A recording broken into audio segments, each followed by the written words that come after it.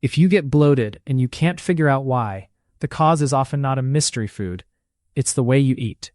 Gas is normal, but certain habits trap it, push it into uncomfortable places, and make your belly feel tight and heavy. The good news is you can usually change the habit faster than you can change your entire diet. In this presentation, we'll walk through the biggest bloating mistakes, simple things like speed, timing, and combinations that quietly overload digestion. You'll learn what's happening in your gut and what to do instead, without turning meals into a science project. And if you've been told it's just stress, you'll also see how stress interacts with eating patterns in very practical ways. Start with this idea. Bloating is often a traffic jam. Your goal is to reduce the traffic and stop adding roadblocks at the same time. Moving to slide 2. Mistake number 1 is eating too fast. When you rush, you swallow more air, and that air has to go somewhere. Fast eating also means bigger bites and less chewing, so your stomach receives larger chunks that take longer to break down. That slows emptying, increases pressure, and makes burping and bloating more likely. There's also a timing problem. Your brain needs a bit of time to register fullness, so fast meals can lead to overeating, which stretches the stomach and adds even more volume for your gut to process. A simple fix is to make the first 5 minutes of a meal slower than the rest. Put the fork down between bites. Chew until the food feels soft, not just small enough. If you're drinking with meals, take smaller sips instead of big gulps. You're not trying to eat perfectly.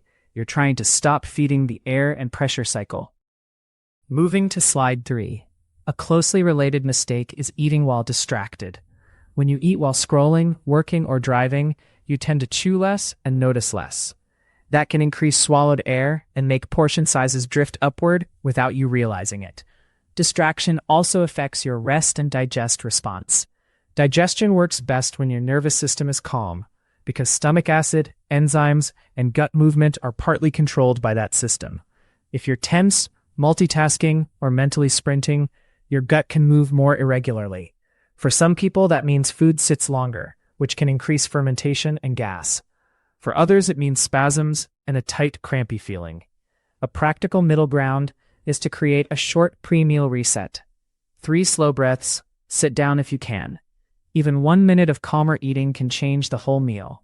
The goal isn't a perfect mindful ritual, it's giving digestion a fair chance. Moving to slide 4. Another big bloating trap is washing meals down with lots of carbonation. Carbonated drinks carry dissolved gas, and when they warm up in your stomach, that gas expands. Some of it comes up as burps, but some of it moves down into the intestines and adds to pressure. If you already eat quickly or talk a lot while eating, carbonation stacks on top of swallowed air. Sugar alcohols and diet fizzy drinks can also ferment in the gut for some people, which adds even more gas. You don't have to ban bubbles forever, but it helps to separate them from your most bloat-prone meals. If you want something flavorful, try still water with citrus or herbal tea after eating. And if you do choose carbonation, drink it slowly and not through a straw, because straws can increase air intake. Think of carbonation as adding balloons to a crowded room. Moving to slide 5. Let's talk about a mistake people don't expect. Too much raw food at once. Raw vegetables are healthy, but they're also physically bulky and higher in certain fibers that your gut bacteria love to ferment. Fermentation is normal, but when you go from low fiber to a huge salad, the speed of fermentation can outpace your comfort. Raw cruciferous vegetables like broccoli and cabbage, and alliums like onions can be especially gassy for some people. Cooking doesn't remove the fiber, but it softens the structure and can make it easier to digest. If bloating is a pattern, try a simple experiment. Keep the same vegetables but switch some of them to cooked forms for a week. Also, spread fiber across the day instead of concentrating it in one meal. You're not avoiding healthy foods. You're adjusting the dose and the format so your gut can keep up. Moving to slide 6. Another common mistake is eating very large meals after long gaps. When you go hours without eating and then have a huge dinner, you're asking your stomach and intestines to handle a sudden surge of volume, fat, fiber, and sometimes dessert on top. That can slow stomach emptying and increase the feeling of fullness and tightness. Large meals also mean more material reaches the colon later, which can increase fermentation overnight or the next morning. For many people, smaller and more evenly spaced meals reduce bloating, even if total calories stay the same. If you can't change your schedule, you can still change the ramp up. Have a small, simple snack earlier like yogurt, a banana, or a handful of nuts, so dinner isn't a catch-up event. Think of digestion like traffic flow. Fewer sudden surges means fewer jams. Moving to slide 7. Mistake number 7 is pairing heavy fat with high fermentable carbs, especially in large portions. Fat is not the enemy, but it does slow stomach emptying. If you combine a very fatty meal with foods that ferment easily, like certain breads, pasta, beans, or large amounts of certain fruits, food can sit longer, and bacteria have more time to produce gas. This is one reason some people feel fine with a small serving of beans, but not with beans, plus creamy sauce, plus dessert. The fix is not extreme restriction, it's simplifying the load. Keep portions moderate, and consider separating the fat-heavy part and the fermentable-heavy part across meals. Also, watch sauces and fried foods, because they add fat quickly without adding much fullness. If bloating hits after rich meals, try a lighter fat choice and see if the timeline changes.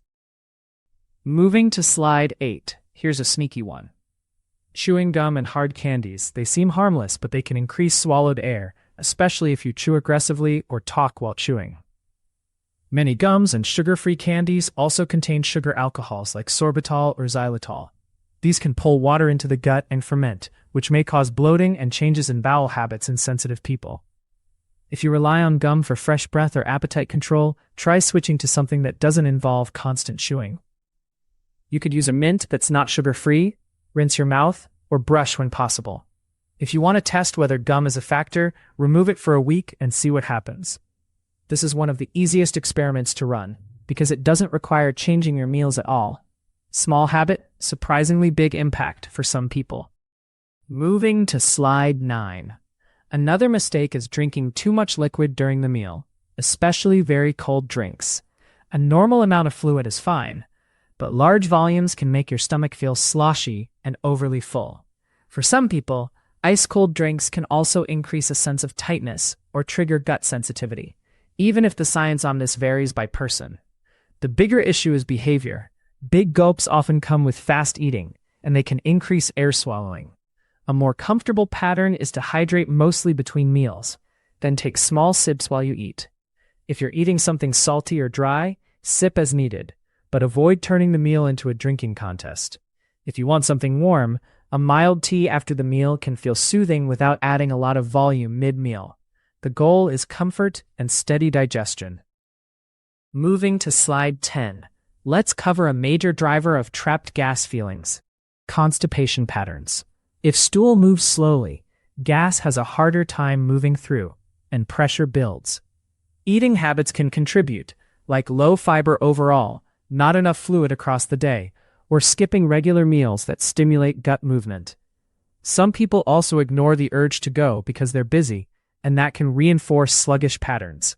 A gentle approach is to build regularity with consistent meal timing, gradual fiber increases, and daily movement like walking. Studies show that even light activity can support gut motility, which is the wave-like movement that pushes contents forward. If you suspect constipation, focus on the pattern, not just one day. And if you have persistent constipation, pain, or blood in stool, it's worth discussing with a clinician. Comfort improves when the exit route is working. Moving to slide 11. Now, a mistake that looks like healthy discipline but can backfire: suddenly increasing fiber or probiotics too fast. If you jump from low fiber to high fiber overnight, your gut bacteria may produce more gas before your system adapts. The same can happen when you add probiotic supplements or large servings of fermented foods. Some people feel better, but others feel temporarily worse. And a few feel worse long-term, depending on their gut sensitivity. A smarter strategy is to change one variable at a time. Increase fiber in small steps every few days, and keep portions consistent so you can actually learn what your body does. If you're adding beans, start with a small amount and rinse canned beans well. If you're adding fermented foods, start with a few bites, not a bowl. The goal is adaptation, not shock. Your gut likes steady training, not sudden marathons. Moving to slide 12. Another bloating mistake is eating late and lying down soon after. When you recline, it can be harder to clear gas upward, and reflex symptoms can overlap with bloating sensations. Late meals are also often larger and richer, which slows digestion. If your evening is your only big meal, try shifting part of it earlier, or keep the late meal simpler and smaller. After eating, a gentle 10 to 15-minute walk can help move gas along and reduce that stuck feeling. You don't need intense exercise. Hard workouts right after eating can feel worse. Also pay attention to posture at your desk or on the couch. Being hunched can increase abdominal pressure and make you feel more distended. Small timing and posture tweaks can change how trapped the gas feels, even if the amount of gas is the same.